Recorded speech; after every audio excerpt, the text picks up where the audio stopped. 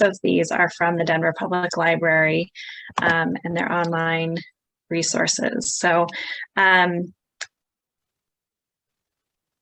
we talk about history of libraries in Denver, they are not all necessarily Denver Public Libraries.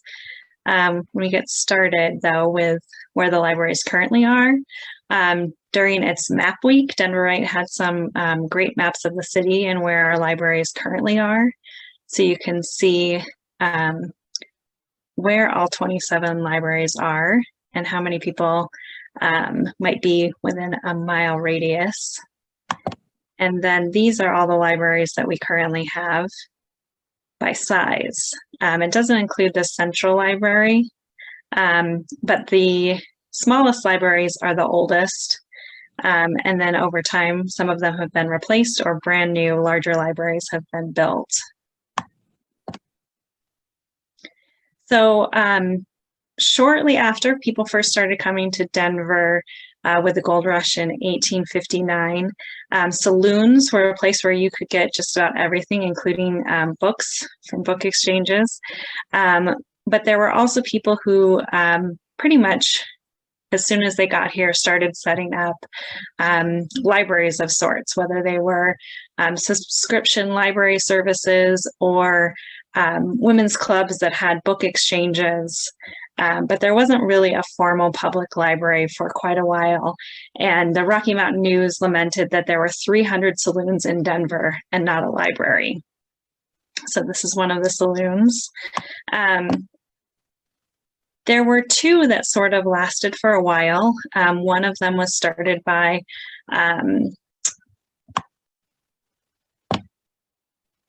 Walter Cheeseman and a group of other people, and they had a subscription service. So you would pay a certain amount to use this collection of library books. And it sort of went out of business, I guess. And the books were taken to East High School and kept in one of the wings there. And there you could access them for free. And at that time, East High School was located downtown at about 20th and Stout. So this is not East High School as we know it now, but the original version. And they also had an apprentice program. So there were librarians that were learning how to be librarians. And this was from their training book. It said, "The library is not a business office. It's a center of public happiness first and of public education next." So this is the library staff at that time that's working at East High School. And they had a head librarian who was John Cotton Dana, and he described himself as a philosophical anarchist. And the librarians, one of them said it was because he encouraged browsing. So this library was an early adopter of this OpenStax, a concept that wasn't in all of the libraries at this time, but you can see that the students can browse, they can get their own books. It was one of the first places in the nation that had like a children's library and just allowed for people to access the books. In contrast, the other library system was the city library. It was also the mercantile library. And in contrast, you can see all the books are in stacks. The librarians are behind cages, and you would fill out these little cards here and send a slip to the librarian, and they would have to go get the books for you. And so there was sort of two approaches to libraries at that time. This one has no anarchy, unlike the other. And these combined forces and then became a city library and moved to Levita Place. And Levita Place is in what's now Civic Center Park. And so this building was originally built by David Moffett, who the Moffett Tunnel is named for. He sold it to Horace Tabor, and it was given to Augusta Tabor in their divorce. And at the time the library was in the lower levels of this building, it was sort of in disrepair. The librarians said that there were bed bugs in the wallpaper, and it was in bad shape. But this is sort of the original sort of Denver Public Library. And shortly after that, There were people who were involved in the Library Commission, and included this picture of Ann Evans, who I work in her home, so I have a special affinity to her involvement in the library. But she was a library commissioner for 33 years. She was the first woman to be the president of the Library Commission, and there was not another woman in that position until 1987. And she worked on the first 9 libraries. And so she has an influence that we'll see in some of the libraries, because she also was involved in the establishment of the Denver Art Museum. So there's some overlap as the libraries are getting built. She gets involved right as they're working on the first Carnegie Library. And so that's in Civic Center Park. This is people gathering for the cornerstone ceremony. And it's before Civic Center Park is built. So there's still houses all throughout the park. And it's basically a neighborhood. It was actually in the background of that Levita Place picture. And this is what the library would become. Andrew Carnegie was not excited about the design of this building. Denver wanted to have this neoclassical building to sort of establish itself as, sort of a refined city. But he thought that was old-fashioned, but they went with this design anyways. And this is right on the edge of what would become Civic Center Park. It's now known as the McNichols Building, but you can see where it is.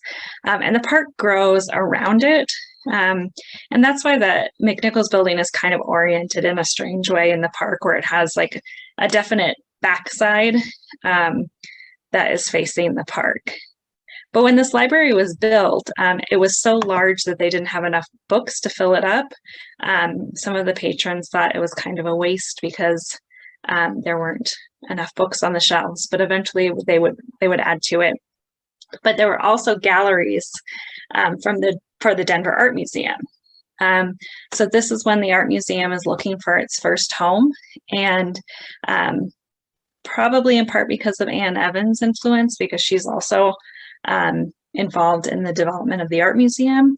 There are art galleries for the Denver Art Museum's collection on the upper levels. Eventually, the library gets too big, and in the 50s, they add a new building, which is now where the Central Library is. When they built this, it had sort of an operational center, and so in the middle, it had like pneumatics and the elevators and offices, desks, all of those types of things. It also had what they called a glamour room, and that's where the Western Heritage Department was. That had a big fireplace and wood paneling, and sort of showed off this Western Heritage collection. When they moved the books, rather than moving them in trucks, they had a big conveyor belt. So you can imagine that conveyor belt going all the way from where that Carnegie Library is to where the new library is. It was going for weeks, 24 hours a day, bringing all the books over from one building to the next. What's now the McNichols Building served as the Denver Water Building in the interim before it became this event space that it is now. And then in the late 90s, we had the big addition that we have now with the Michael Graves design.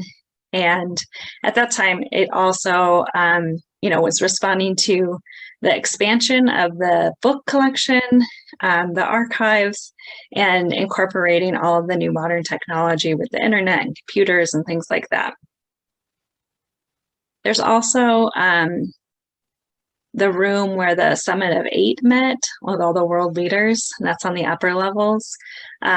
So I work just behind this space, and I always recommend when people are looking for something to do that's free or that would take like 15 or 20 minutes, that they go up to the top of the library, because it has really great views. You can go out on the balconies and see the park. I think it's one of the best places in the city to have a quiet moment and see the rest of the city. And so that was the first of the 9 Carnegie libraries. Then they started building these smaller branch libraries. They definitely have different architecture in response to the original critique. So this is the municipal facts sort of announcing these first 4 branches. And so there was a set of 4 that were all opened in 1913, and then another set that were opened several years later. The first is the Ford Warren, and the Ford Warren was originally just called the Warren Branch. It was named after a Methodist churchman who died in 1912, who was apparently very influential. And this is the interior. There's artwork, a lot of murals in a lot of these libraries. So there's the Alan True mural up above. And the neighborhood demographics change over the course of the life of the library in this location. So in this earlier photo on the left, and most of the early photos that I found, all the patrons are white. And as the neighborhood shifts, the demographics of the neighborhood shift as well, and it becomes a predominantly Black neighborhood. And you can see in the later photos, all of the patrons are Black.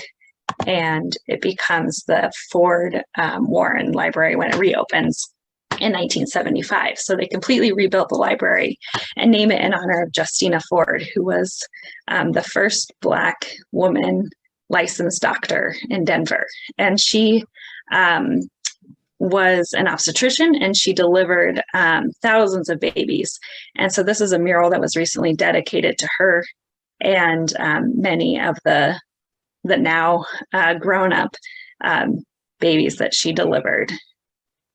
And so, this is named in her honor. And there are several women who are honored by the libraries. So we continue on. So this one you might recognize in our area. This is the Decker Library. And also going off in the different design, this is the one that was pictured in the municipal facts. And this one is named after Sarah Platt Decker. Sarah Platt Decker was a women's rights activist. She died in 1912, so as the library is being built. And she was the first woman to be honored and laid in state at the state capitol. And she worked on women's suffrage and other women's rights throughout her life. The building next to her is the Denver Women's Club, and she started many women's clubs and organizations that would advocate and organize throughout the late 1800s into the early 1900s. And she became such a women's rights activist because at the time when she was married, she was subject to the coverture laws. So because of those laws, basically, a married woman was covered under the eyes of the law by her husband. So the two became one under the eyes of the law, and the husband owned everything.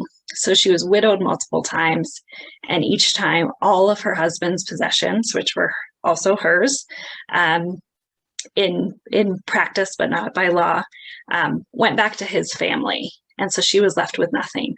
And that happened to her multiple times, and that led to her becoming a women's rights activist and helping Colorado become one of the first states in the nation where women could vote. So the library, which is off of Logan, is named for her.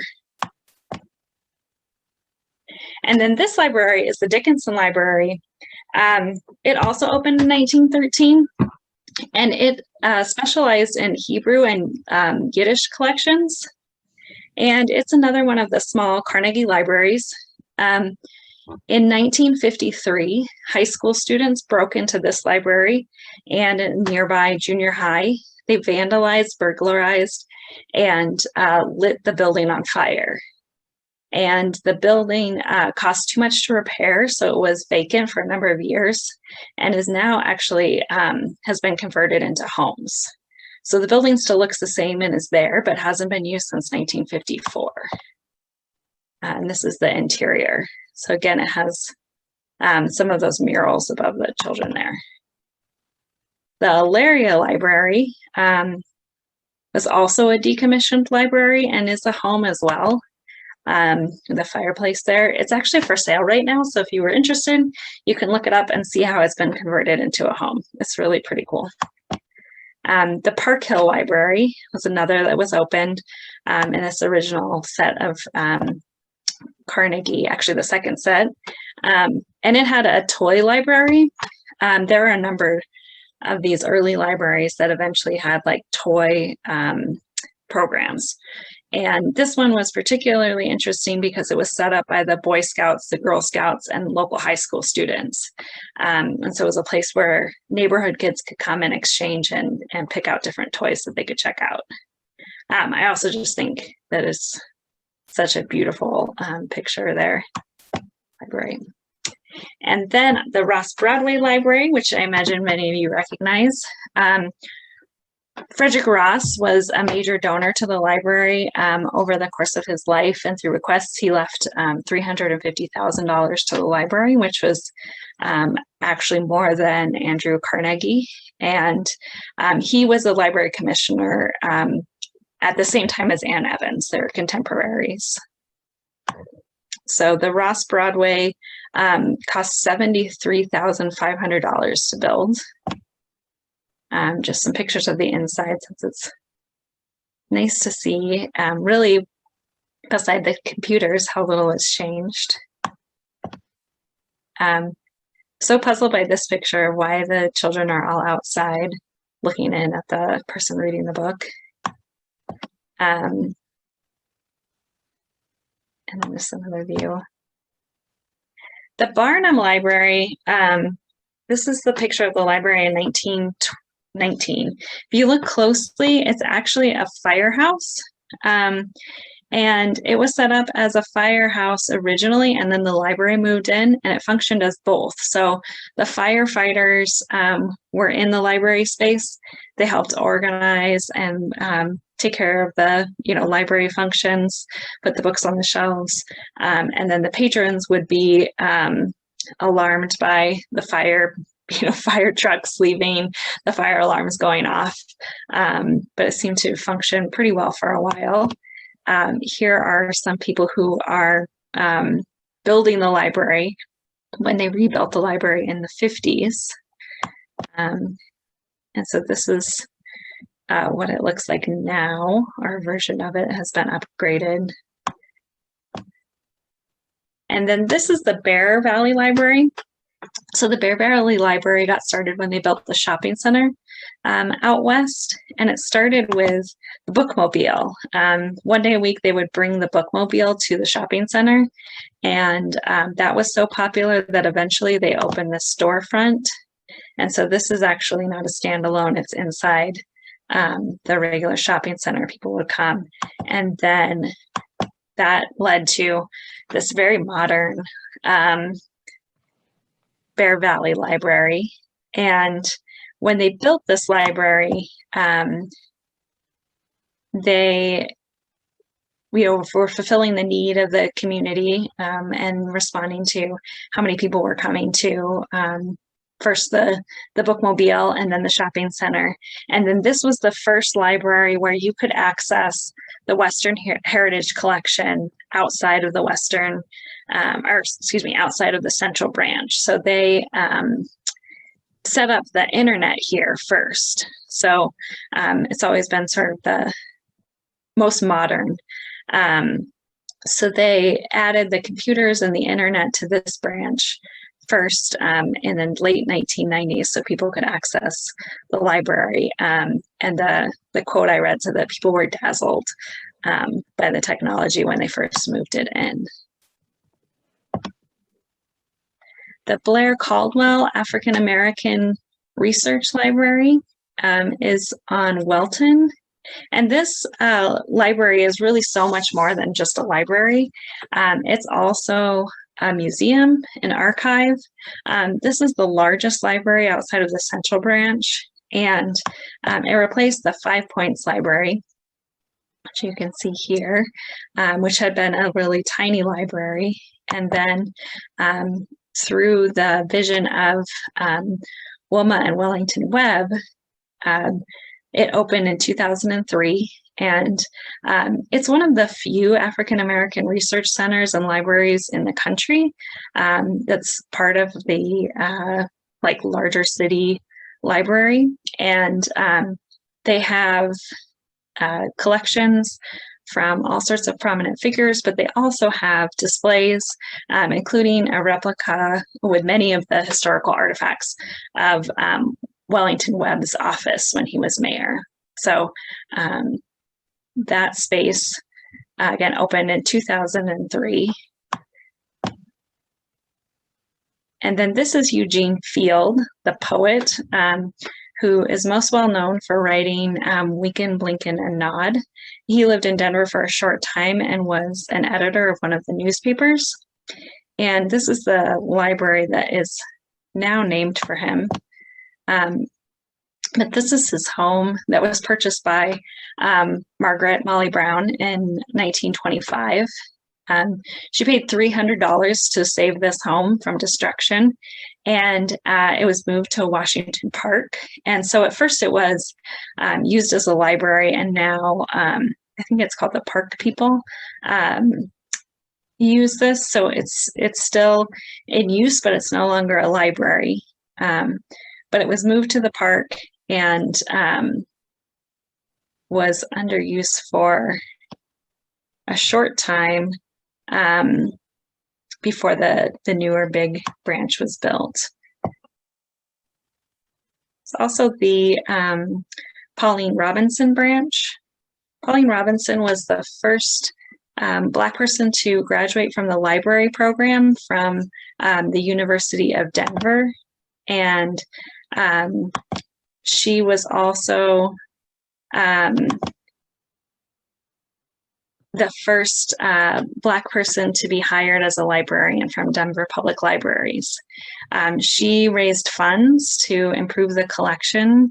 There were accounts of her having bake sales and starting reading programs, summer reading programs. She sat on committees to choose, the best books for children, and was just very, very community minded. And so in 1979, after she retired, the library was named for her. And then this is the Corky Gonzalez Library, which you can see off of Colfax. Very colorful new library. Corky Gonzalez is a Mexican-American activist, poet, and boxer, and the library is named for him. He was activist in many different capacities, and I saw a lot of the photos were from anti-war activism, but also La Raza and Chicano rights. And so that's a new library that is named after him. And then Denver, has many other libraries besides the Denver Public Library. This is the Carr Justice Center. And so this is also right off of Civic Center. I just recently realized that within the Carr Justice Center, there is basically a museum. There's the Colorado Supreme Court Library and all sorts of other facilities within this justice building. And that was built after 2012. This is located where the History Colorado's original building was, or its most recent building. And this is the History Colorado Center where the Hart Research Library is. So that had been located a couple blocks away. When the Justice Center was being built, it had to move to this location at 12th and Broadway. And so here you can not only access rare books and archives, but also the collections from History Colorado. The Auraria Library combines the campuses of several different schools, and this is their main library. And there are so many resources that are in this library. from like a technology standpoint. There are different maker settings. There's also display, like huge display screens. There's all sorts of facilities that I think, you know, I have been there as a non-student. I also went to school there too. So, you know, you don't have to be a student. And this is one of DU's facilities, the Anderson Center. And you can access all sorts of resources from DU as well. They have archives that are related to, you know, their own history as well as community history. They even have a dance archive. The music school has libraries. They also have a large law library as well. And then one of my favorite things, since I work right next to the main library, is to see the big reading rocket coming out of the library. And the library, you know, is constantly adapting and bringing the, you know, resources to you, whether it's the old-fashioned way of actually bringing the books to people through the bookmobiles, which started even before cars. The earliest library organizations also, you know, went out on horseback and brought books to different communities. But then, you know, with so many technologies and ways that we're able to access the library at any time. And so that is my very quick slideshow, the history of libraries. Amazing. Thank you. That was so good. I went very fast. That was great. I loved it. I'm chewing. Yeah, I've loved it too. I learned a lot. I thought that was very, very good. Very well done. Yeah, I mean, kind of cute. Can we go back to some of the older pictures? Sure. It was kind of cute because in all the older pictures of when they were building that first library, I loved seeing all the little bicycles everywhere. Oh, yeah. Yeah, I noticed it. Let's see. Are you able to see that now? Yes.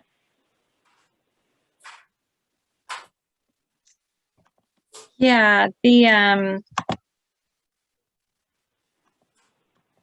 pictures were so great. I could have just added so many. I love that Wash Park building. Oh my goodness. I didn't realize it moved. That's so neat. Anyway, sorry. Yeah. And I just fell in love with this library. I love the one that's on Hamden as well. I am a sucker for this like mid-century let's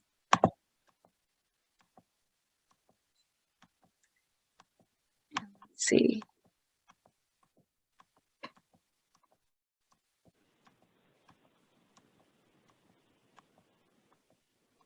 Yeah, the bicycles I thought were really interesting because, yeah, there's just these like standing up bicycles next to the building here, but then when they're actually, they're just laying all over the place. Everyone came from everywhere, just riding the little bikes. Yes. And I love the story of Civic Center Park. I mean, it's kind of a hard story, but if you look through the municipal facts, from the era, it like you can trace when the city is buying all the houses to build the park, and then later they're selling all the houses for scrap, which I can't imagine what kind of like dynamic was happening in the city at that time. You know, if the city has just bought your house and then you're seeing it like sold for scrap. What year was that? What year do you know? It was between like 1910 and 1913. Oh wow, okay. Because where's this one? Like I think this one you can see like the structure where they're starting to build the first Carnegie Library, which opened in 1910, but I think they started it in about 1907.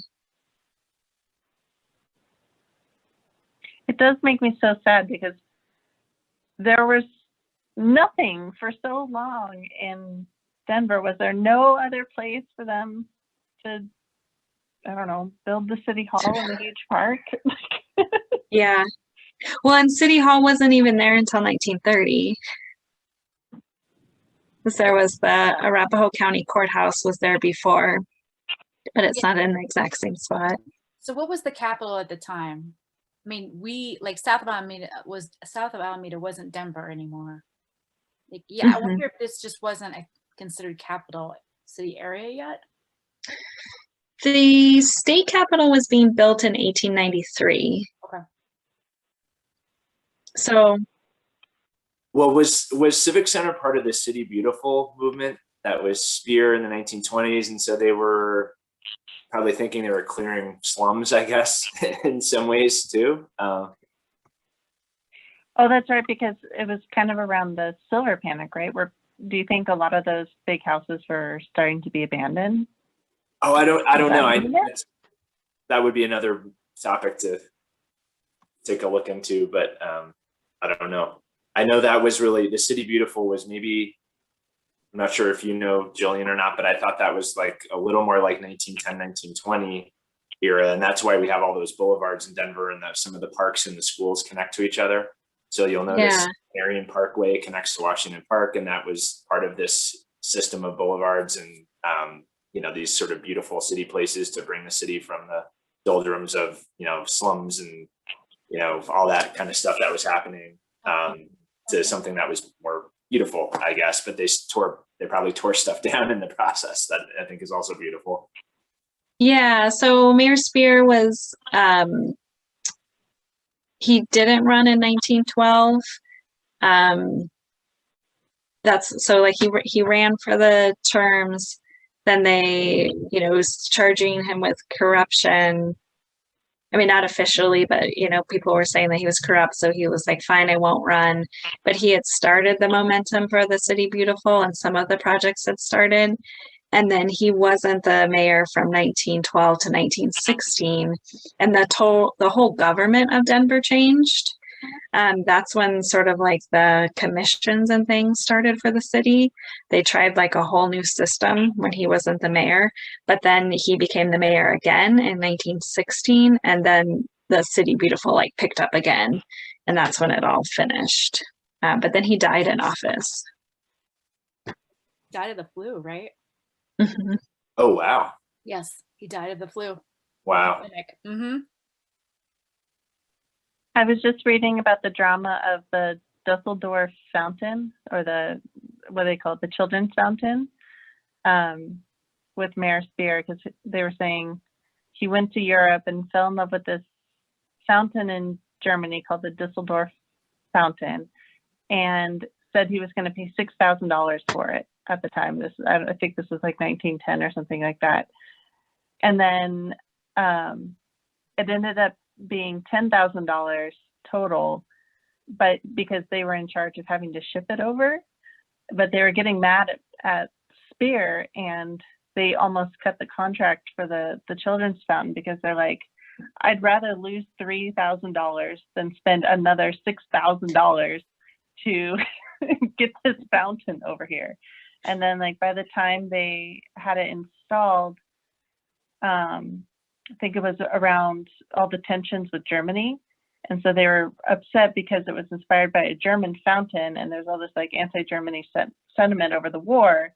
Then they had to say, no, it's a French artist that designed it for Germany. And there's like all this like crazy stuff surrounding it. But they kept just talking about Spear going too crazy with his extravagance and how much money he's spending trying to make everything beautiful around the city. It's kind of interesting. I think the fountain's in City Park now, but I've never seen it, so I don't know.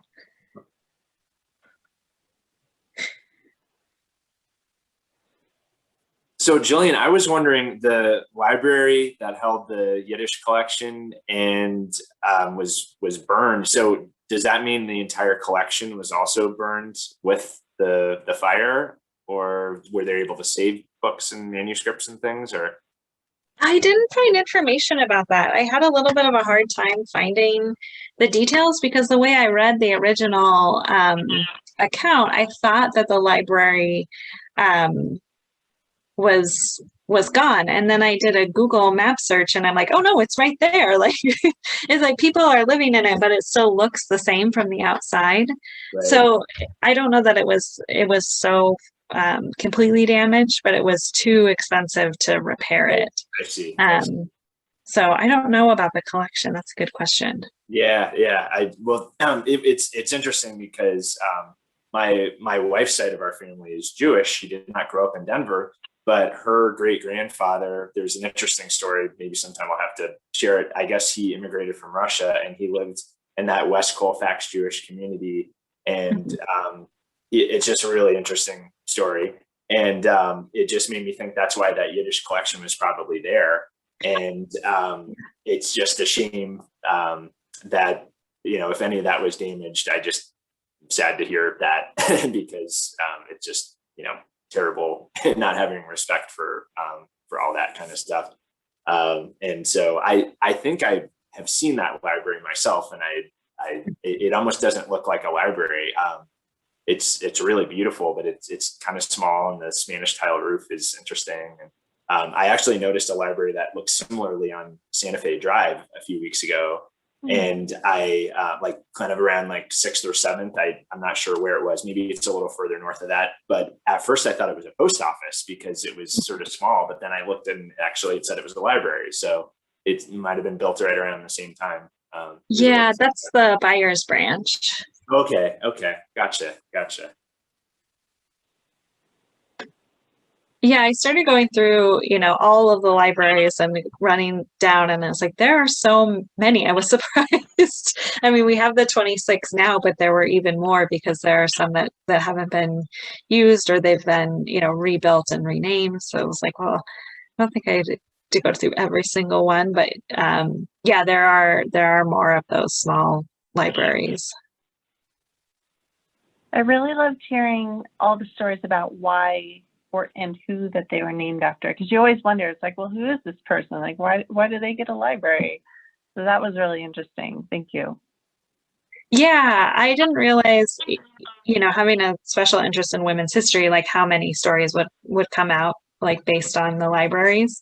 But I found it really interesting going through the history of the libraries. There's a woman who's the city librarian right now, and the previous city librarian was also a woman, but they're the only two.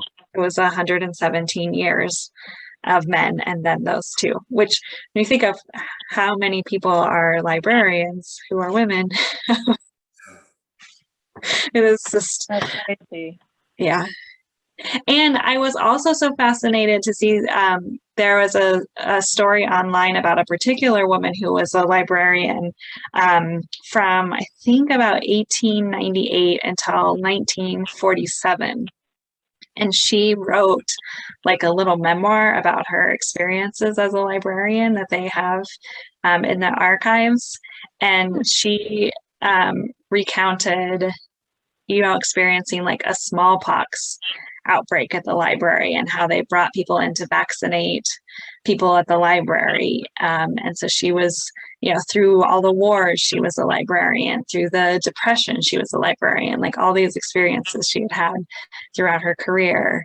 It's just fascinating. So I would love to read the whole thing. That's so cool. What a life to see all that. Mm-hmm.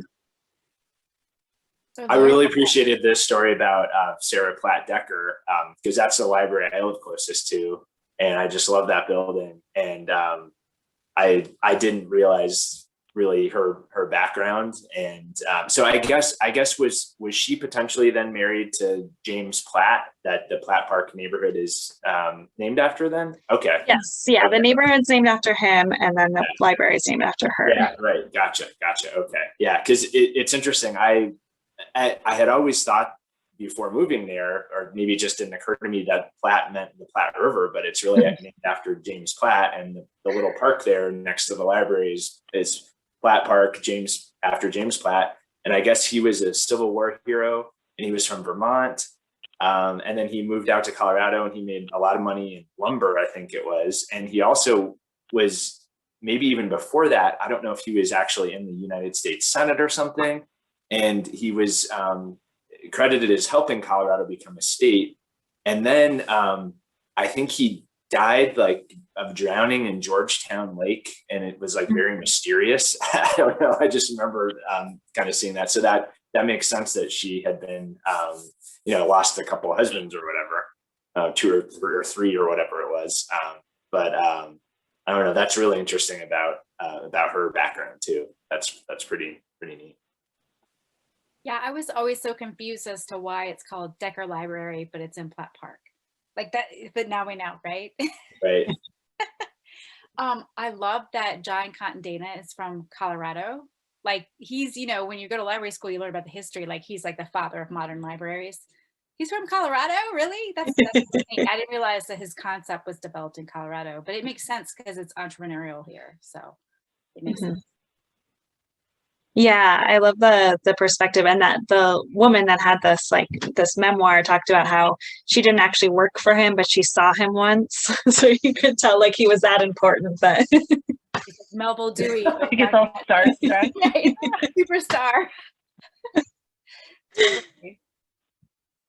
So is the Central Library open yet, or is it still closed? they are still under construction, so they're doing renovations right now. They are changing the restrooms. They're doing technology upgrades. Yeah, they're doing renovation, but I think that they are almost done. I want to say, I hope, being their close-ish neighbor, I'm excited for them to be done. Are your stacks open at History Colorado, or is it a closed stack? They are open. Mhm.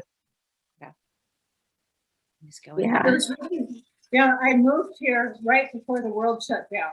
So I had gotten into our local library once and got one book, and then everything went south.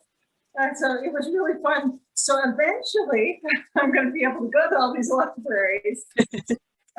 It's, to me, the library has always been the heart of what I love about a city. And to have been able to do none of it has been, it has interfered with my bonding experience with the city, is it? Yeah, I can imagine.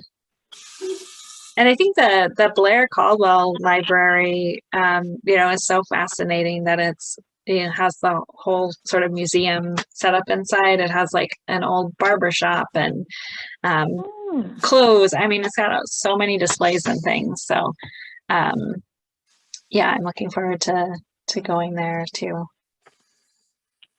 I am secretly hoping some of this, email the librarian and they'll help you with research things stays, because it has been so helpful for like small historical societies that I've been emailing everywhere. They're just like, sure, I'll help you. Sure, I'll get that information to you. And you don't actually have to be there. So I'm like, I don't know. Once the world opens up, I hope they don't stop, because it makes it hard when you're like far away from what you're researching. So. Yeah, that is definitely true. I love that Colorado historic newspapers, but they don't have the Denver Post or the Rocky Mountain News, and that's always like such a or the South Denver Eye. I really want to know about the South Denver. I feel like that's gonna be like the gossip rag, really. I don't know. I've never seen anything about it, but that's what I picture.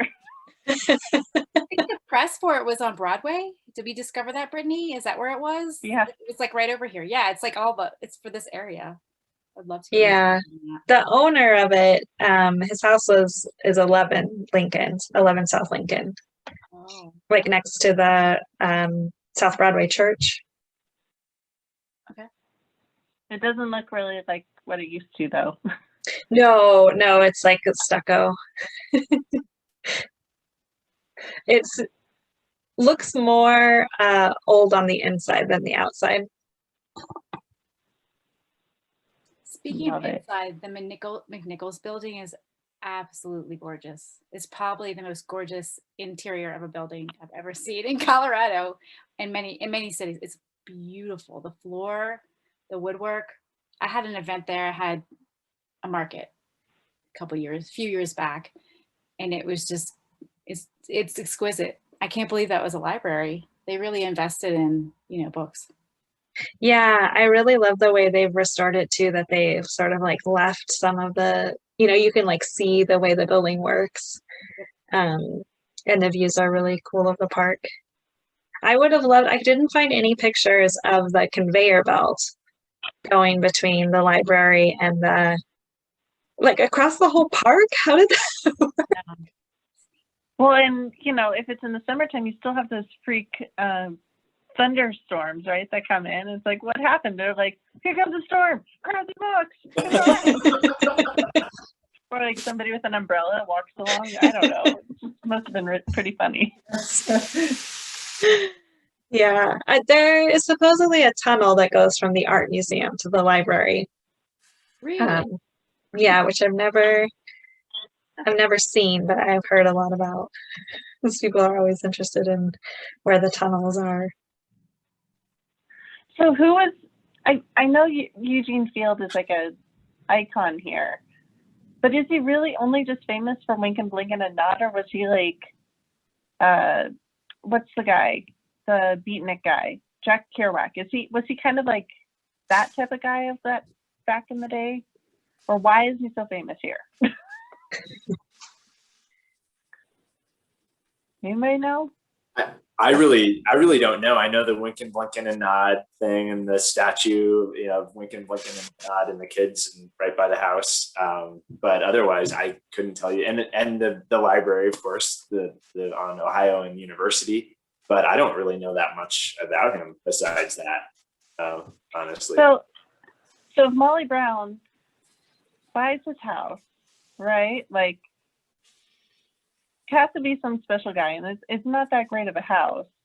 And then he writes one poem and gets his house bought, moved, and statue for all time.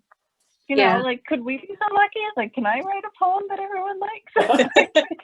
And there's a whole house museum for him in Missouri too. See, like, he has to be. There's got to be a story there. I did think he was involved in one of the newspapers, but I mean, like, people don't really know, other than William Byers, people don't really know the newspaper people. I guess Tenement. He looks like, I don't know, he looks like life of a party. I'm sure, I don't know. Somebody want to do a whole talk on Eugene Field? Eugene Field and the City Beautiful movement? Yeah, I don't know if the Molly Brown connection also like elevates his history. I mean, it's a cute house. Yeah. I didn't realize they had moved it either. That seems wild at that time to move a house. Like, how do you do that in 1925? Did you see how they moved to that whole Victorian in San Francisco recently? Yes. Isn't that crazy? Like, down the hill, and I don't know how many turns they made, but it's insane to me. Yeah. Did you see when they moved the Kirkland Museum? They have video of it. You can watch it in the museum, but I'm sure it's online as well. They like had to close the streets, but then they also turned all the lights, like the street lights were all turned. And then it was on this like this huge thing, and it like came down the street, and then they turned it, and then they went to put it on the base, and the base wasn't built right. So it sat in the middle of Bannock for like 2 months while they fixed the base. But it was really incredible. That's awesome. Wow. Does anybody have any other questions or comments or praises? It is awesome. Yeah, very good. Yeah, I loved it. I love that space age card catalog in one of the Mid-Mod libraries. I forget which one it was. I forget which one it was, but It's like that. It had like the neat, like little Jetsons looking feet. Cute. Yeah, I thought the Five Points Library made me think of like an old video store. That's exactly what I was thinking, actually. Funny you said that. Denver has good mid-mod architecture. It really does. It's neat. Like Virginia Village, that neighborhood is really cool. It's just neat stuff. I always like to, I like to go take a walk around the different areas. Been exploring the city that way. Take the dog, go park somewhere, and then walk around. And Virginia Village is super cool, but as I was walking through, I kept thinking, I'm too much of a fan of a front porch to live there, but I really love the buildings. Yeah, they have more backyard and park. They either go to the park or, you know, backyard living. It's that type of thing. I have a lot of friends who live there, so we hang out a lot.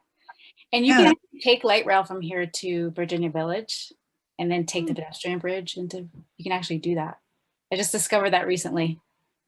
You don't have to drive to it. Of course, I think it would take me a while. My kid goes to school over there, so it would take me a while to get over there, but you can though. You don't have to drive. It's neat. Awesome.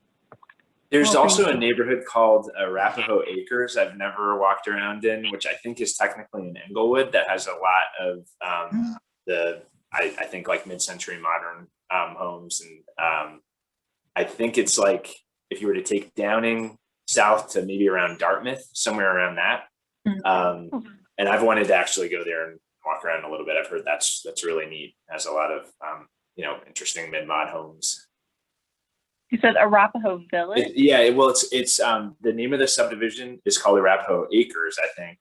Acre. And I don't know if I have it exactly right as far as the location, but it's kind of around there. I was driving around one time, and my wife and daughter, they're like, "Oh, you're going again and driving around and wasting time and looking at houses and things." And so I wasn't able to pull it off to go in there real quick. So I thought, I'll have to sometime just, maybe go over there and walk around a little bit. That's not a waste of time. Yeah, well, that's not at all a waste of time. It makes sense. But that's food for the soul. Yeah, right. For me, it makes sense. My daughter usually rolls her eyes, and my wife is saying, "We need to get back," and all that stuff. That's usually how it goes. But Yeah. My husband and I do it on Street View now. We'll go yeah, through right. like That's different a good neighborhoods. way to do it too. Right. Yeah. Well, I hope they'll bring back the Doors Open Denver this year. I love Oh yeah. Yeah, so it used to be in the spring, but it snows too much, so they moved it to September. So they may have time to do it this year.